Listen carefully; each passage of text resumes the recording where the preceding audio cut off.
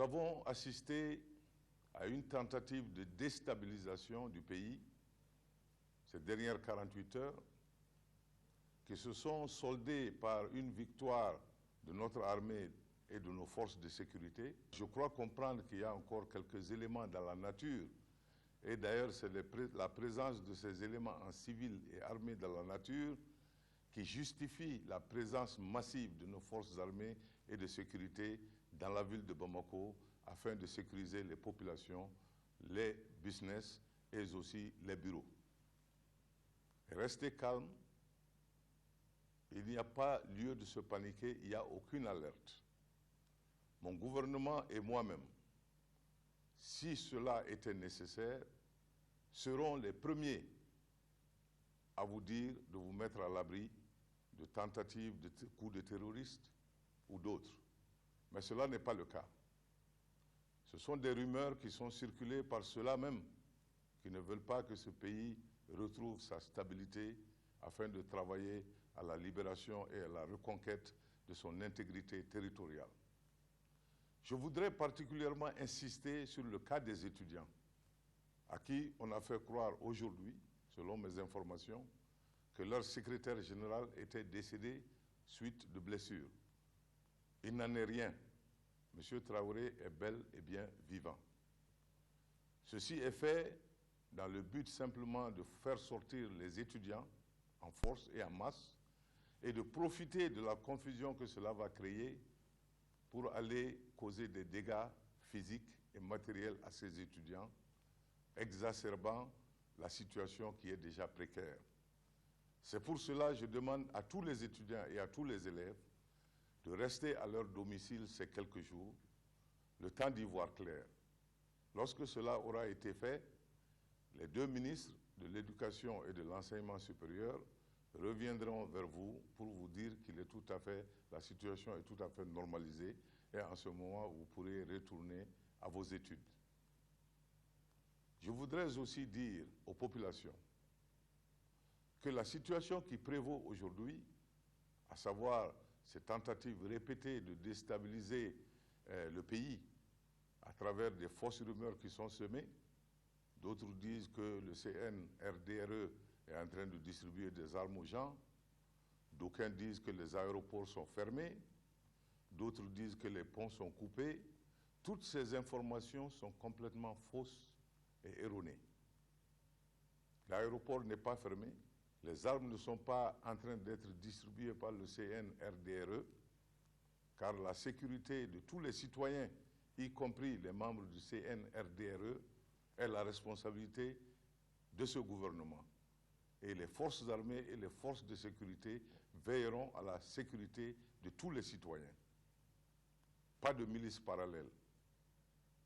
Au-delà des élèves, je voudrais saisir l'occasion pour présenter aussi mes condoléances aux familles de ceux qui sont décédés ces quelques jours, que leur âme repose en paix et surtout que leur sacrifice ne soit pas fait en vain. Je voudrais souhaiter à ceux qui sont blessés ou qui sont malades un prompt rétablissement. Pour conclure, je voudrais m'adresser à nos frères et à nos sœurs du Nord. Nous ne vous abandonnerons jamais. Ne vous laissez pas dire cela par les forces qui sont en train d'occuper notre territoire. Nous sommes en train d'organiser des couloirs avec évidemment l'accord des occupants, des couloirs pour acheminer des vivres et des médicaments pour vous. Nous allons discuter avec eux pour que vous puissiez retrouver le plus rapidement possible une vie normale. Ceci nous permettra en ce moment de prendre tout le temps qu'il faut pour procéder à des vraies négociations, à des discussions. Mais ne croyez pas un mot de ceux qui vous disent que vous avez été oubliés. Vous êtes encore notre priorité. La reconquête de l'intégrité territoriale est notre priorité et restera notre priorité jusqu'au bout. Nous sommes obligés, cependant, pour accomplir cela, de faire en sorte que ceux qui veulent déstabiliser la nation à partir de l'intérieur, que nous puissions aussi maîtriser cela. Mais ne vous faites pas de doute, cette diversion ne saurait en aucun cas dévier notre attention principale sur la question du Nord. Je demande donc à tous les citoyens de garder leur sérénité et leur calme, de contribuer à l'effort de stabilisation de notre nation, ce qui est l'intérêt de nous tous, et de ne pas jouer entre les mains de ceux-là que cette stabilisation ne conviendrait pas. Et c'est pour cela que je vous demande, dans votre vigilance, de reporter aux autorités compétentes tous les agissements qui seront en dehors de la norme, afin que très rapidement, nous puissions retourner à une vie normale et commencer le travail effectif de reconquérir notre souveraineté et d'amener finalement la prospérité à tous les enfants de cette nation. Je vous remercie infiniment pour votre attention et que Dieu garde le Mali, que Dieu bénisse le Mali.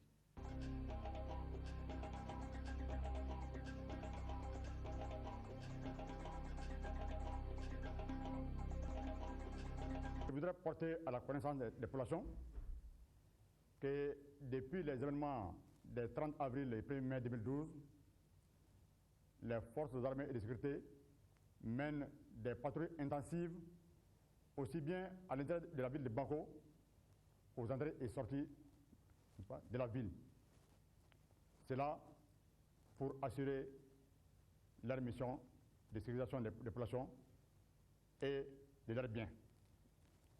Ces patrouilles ont également, n'est-ce pas, pour objectif de rechercher les auteurs donc des attaques qui ont causé la mort de nombreuses personnes, aussi bien civiles que militaires. Dans la journée d'aujourd'hui, des rumeurs tendancieuses faisant état d'une attaque des services publics et privés ont provoqué une panique généralisée et l'abandon des bureaux et des services par les travailleurs. Il s'agit en fait de rumeurs sans fondement. Et il faut quand même reconnaître que dans la journée, des tirs ont été effectués en divers endroits de la ville. Et c'est ce qui a effectivement provoqué une certaine panique des populations. Mais en concertation avec le ministre de la Défense et les anciens combattants, nous prendrons toutes les dispositions pour que ces tirs cessent désormais. Nous invitons les travailleurs, les ouvriers et toutes les populations à reprendre leur activité dans le calme et la tranquillité demain, jeudi 3 mai 2012. En tout état de cause, nous leur donnons leur assurance que les forces armées et de sécurité prendront toutes les dispositions pour que les populations vaquent à leur occupation. Maintenant, concernant les événements survenus le 30 avril et le 1er mai 2012, événements qui ont causé la mort de plusieurs militaires et civils, nous avons pris des dispositions. C'est ainsi qu'aujourd'hui, à 11 h, j'ai reçu dans mon bureau le ministre de la Justice, avec le ministre de la Justice et le directeur général de l'Assemblée nationale et des membres de mon cabinet. Nous avons eu une séance de travail, au cours de laquelle nous avons pris les dispositions pour ouvrir une enquête sur les événements au cours desquels des militaires et civils ont été tués. Nous donnons l'assurance que ces enquêtes seront menées dans la transparence et avec la rigueur requise. D'ores et déjà, plusieurs présumés auteurs ont été arrêtés et ils seront déférés à la justice conformément à la loi.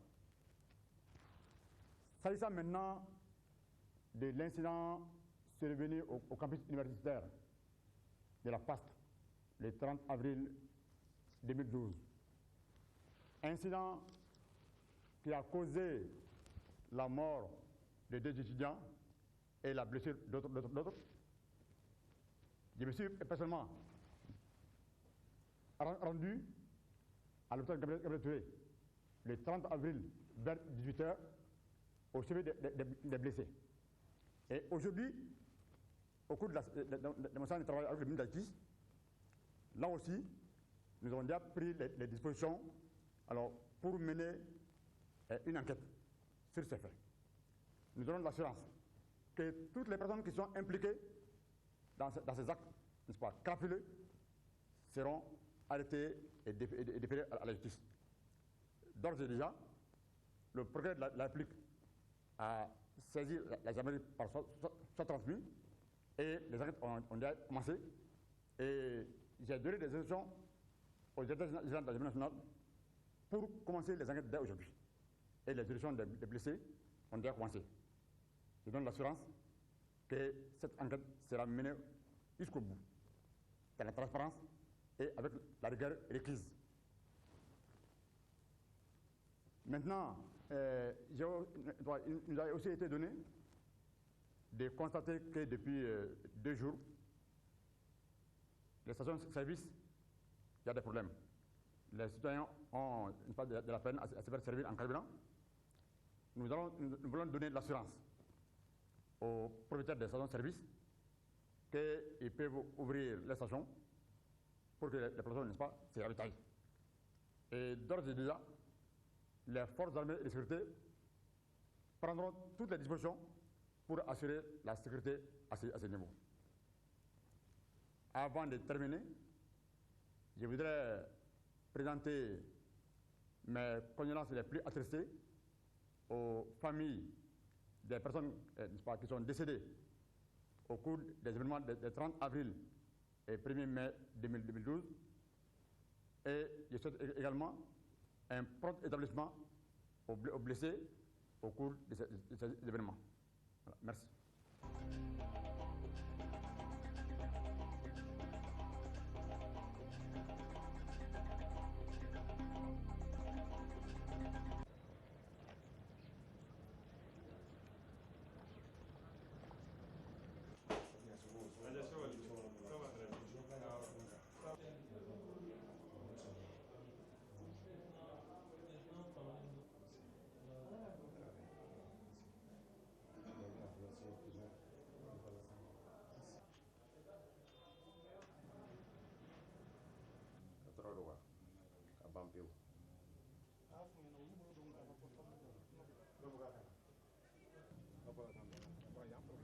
Ceux qui seront là-bas, par moi, on va faire le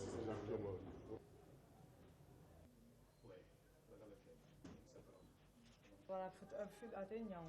On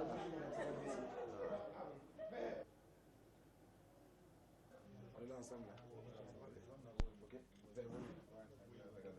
Ça, c'est le cas.